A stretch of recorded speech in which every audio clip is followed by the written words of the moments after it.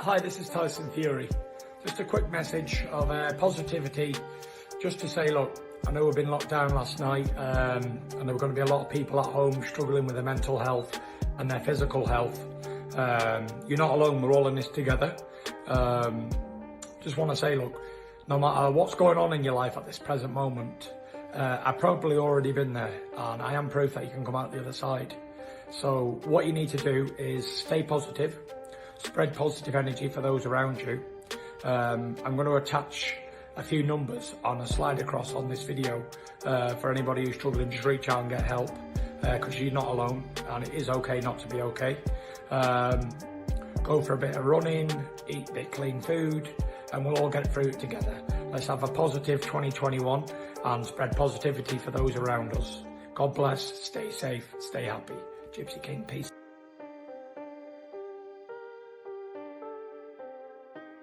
I just said the dude's speed and power, the combination together makes him dangerous. But my thing is, defense needs to tighten up. Defense needs to tighten. You think he believes too much in his speed? Yes, definitely believes too much in his speed. I think he's overconfident in his speed. Like I said, he would just pull back. He wouldn't move out the way. It's just, you throw something, he's trying to step back. That's it. Obviously, other guys just going to keep coming. Yeah. I felt like this. Yeah, not at all. Luke was the perfect. He was perfect. He was made for him last night. He gave him that. He gave him the push. He knocked him down. He was the guy that he needed to make the next step. The next step, I don't think they push it. I think they might protect him. Hold on, because that's the ugly. That's the ugly. Pointing at me? What the hell? I'm pointing at Ant, because he go right into the ugly. We still at the bad. The punch that he got knocked down with, I mean, it was a punch that you really just don't see coming. Most punches are straight, especially the backhand. The backhand is normally a straight shot or it's an uppercut. It's not normally a hook. And it was a beautiful punch thrown by Luke Campbell. His fault for not continuing to go forward. But this was a big learning curve for Ryan Garcia, and not because he got knocked down, and not because he had to get up and learn how to recover and things like that. The punch that he got knocked down with, and you said it perfectly, he got caught pulling straight back. But not only that, he got caught pulling straight back with the amateur move. And the amateurs, we pull back like this, with our hands extended.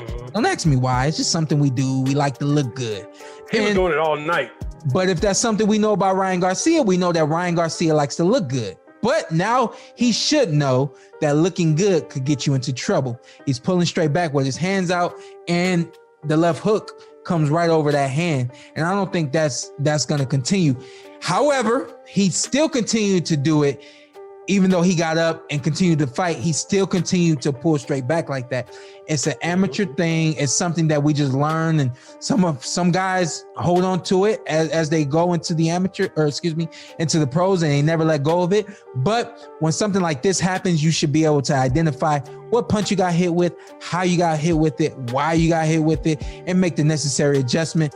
That's one thing, if anything, we should look for him not to do moving forward, is pulling straight back with his hands down or with his hands extended.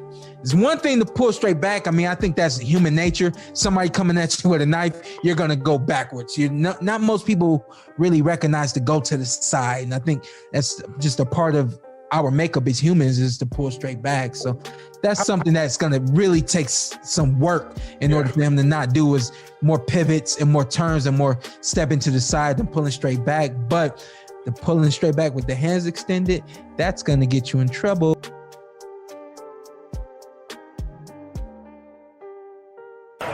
So Robert, what did you think of Ryan's fight? He looked good. He came back and won, got down, dug deep. He looked really good, really good. He was he had a good game plan.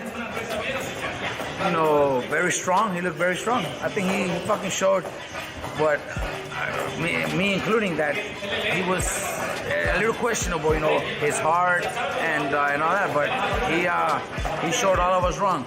Were you impressed with Eddie Reynoso's corner work? I think that's been, you know, the best thing that could have happened to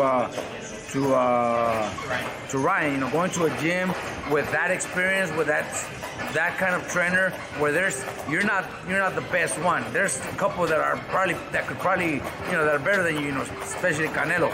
So I think that helped Ryan a lot. Trying to be as good or better, than the rest. I think that helped him a lot. Ryan and Tank, what do you think? I pick Ryan. I don't know why. You pick Ryan, you pick Tank. Why do you pick Ryan, Robert? Because the way he looked fucking good. Like Peter just said, I don't think Tank has been in a fight with somebody like that. Okay, you could say Gamboa, gold medalist, but Gamboa was already on his way out. Let's be real, he's like close to 40 years old. And he still didn't look too good. I think Ryan knocks out Gamboa in 2 rounds. Do you agree? Oh yeah, he was killing. I think it's a 50-50 fight. Tank's explosive, Ryan's explosive. 50-50. And plus, you always fight to the level of your opponent. Yeah, because it could go either way. I'm not saying that I pick an easy win for Ryan, but I give Ryan the edge. But it's a good fight, man. It's a really good fight. That's true. I want to see it. I think it's going to happen this year. Yep. I think we're going to see it this year. I think it happens after the pandemic because it's a stadium fight. It'll be at the end of the year. They're both going to fight one more time before, probably sometime early in the summer, and then in December they fight each other. November or December they fight each other on big pay-per-view fight. Someone says in my comments that Pedraza was just as good as Campbell. The what? Pedraza had a fight. Pedraza. Yeah, Pedraza is a good He won a championship afterwards. Pedraza is a really good fighter. So Pedraza's And Tank stopped him way earlier. That was like 3 years ago already. That was like 3 years ago already. I'm saying recent. Yes, Pedraza's. Tank stopped him in 7. Pedraza's probably better than Campbell. Yeah, and he already went up to 140. I'm talking about recent opponents. Like recently, this win was better than Tank's last couple ones. So right now I would have, Ryan recently, although recency bias, you're like, okay, maybe, but I'm picking, there's a reason I'm picking Tank, right? I still think Tank beats him.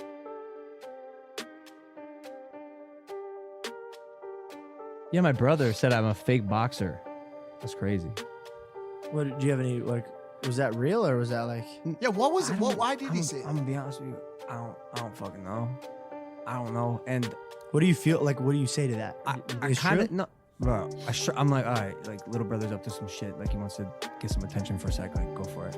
But I fully support Jake. In whatever drama he wants to stir or create. Like it really doesn't bother me. Like, oh, you're a fake boxer. Like, okay, let's box. Because Jake is a kid that gets beat up by my sparring partners. That's that kid. So real boxer, fake boxer. It doesn't affect, this would be like me saying, yo, George, you're not a Syrian, bro. But I am a Syrian. Right. I get it. Right. So, and also I've become like rubber sheet metal, dude. In this fight, everyone's saying a lot of things for good reason. I'm fighting Floyd fucking Mayweather. Yep. And so I've literally become immune to everything. I've heard it all. I've seen all the memes. I'm screenshotting them. I'm gonna make a video out of them. At least profit off these fuckers. But yeah, dude, I've heard it all, and like I'm fully aware of what the boxing heads, even like my brother, thinks about this fight. I don't know where it stems from with him. It could be just to continue the narrative of like Jake Paul, Logan Paul, which I like. Yeah, absolutely. You know, because I'll always support him. Yeah. Like if he fights McGregor, like good luck. Like I don't see any problem with it. Man, I don't know if this about me. I wonder if it was out of context. Was it a video or was it like... Yeah, it was a TMZ video. No. Yeah, and I didn't understand it either. And by the way, as I said on stream, I don't think I said it on the show, I'm rephrasing and doing a better job on how I talk about him. I think the biggest thing is I just don't understand his approach on a lot of stuff. I think a lot of people don't, but I think if people keep in mind that it's rooted in a desire to continue marketing, making money, and making fights happen, and you look at it more of like, he's like the 6ix9ine of the boxing world. And I mean no disrespect. I mean he's a showman. He's a showman. Yeah, 100%. He really has. And as you can tell, I mean, as you see his Instagram continue, great job. And as you see his Instagram continue to rise, you see him continuing to bag fights. You see him baiting all of these actual fighters in to the conversation. Like these fighters who like Conor didn't, but like these fighters are seasoned veteran fighters and continuing to get baited and edited. So he's doing a fantastic job.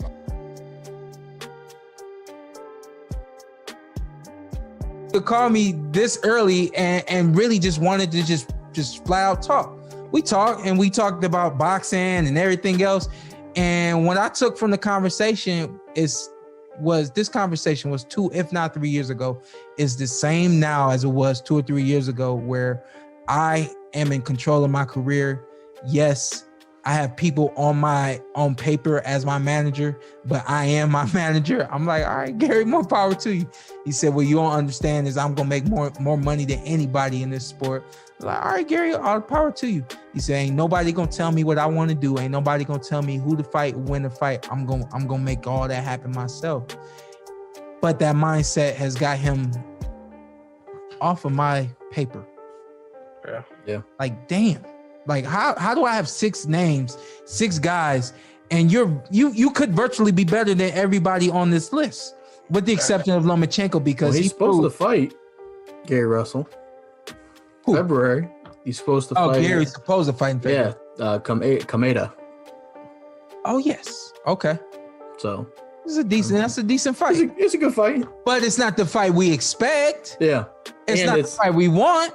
And it's coming up on, he fought the year before that in February, and then the year before that it was May, and then it was May 2018. Yeah. So it's just and not fighting once a year. And when you're 32, 33 years old, you gotta roll. Your longevity in this sport, is it built around you not fighting and staying healthy, or should it be built around you fighting the best, making the amount of money, the best amount of money that you can make, and having the type of career that everybody expects you to have, Is he number 1 fastest hands in boxing still?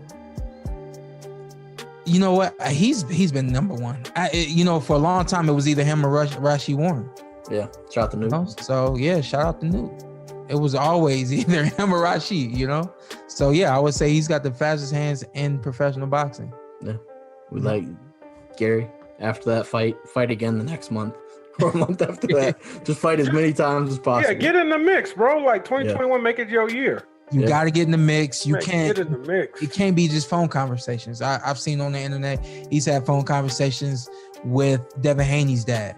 He's been back and forth with Terrence Crawford. We don't really want to see that fight, but you've also been back and forth with Tank Davis, who's right there in your backyard. Like that's a fight for the city. That's a fight for Maryland. You know what I mean? Like, make something happen. And be as notable as you should be. Like this, you should be talking about Gary Russell the same way people talk about Shawn Porter. Really is no difference in the two of us in terms of who we have the opportunity to fight and who we could fight. I think Ant's comparison might even be better than you and Gary. I think Keith and Gary is a really good comparison. That there you go. That you should be. Keith Thurman should be. Anytime you mention top welterweight A, it should be matched up with Keith Thurman. Yeah. Anytime you mention anyone around Gary Russell's weight class, he should be somebody that you're like, what about him and Gary Russell? It should just be something that just goes together. But here's the thing, and I think a lot of people misunderstood what I was saying last week and thought that I might have been taking shots at Keith Thurman. I wasn't taking any shots at Keith. But if you're Shakur, if you're Stevenson, Lomachenko, Lopez, Davis, Haney, Garcia, why would you say Gary Russell's name? He hasn't fought in a year. And then he only fought a year before that. And he only fought once the year before that. All those guys, all those names have been busy. They've been getting better. They've been having great experiences. They've been wowing crowds. They've been putting fans in seats, pay-per-views, and the list goes on from there. Gary hasn't done any of that. Keith hasn't done any of that. So why should I slow up my roll for someone who I feel should be there but isn't there? You know what I mean? So those weren't shots taken that day at Keith last week. Unless he thought they were. Unless you thought they were.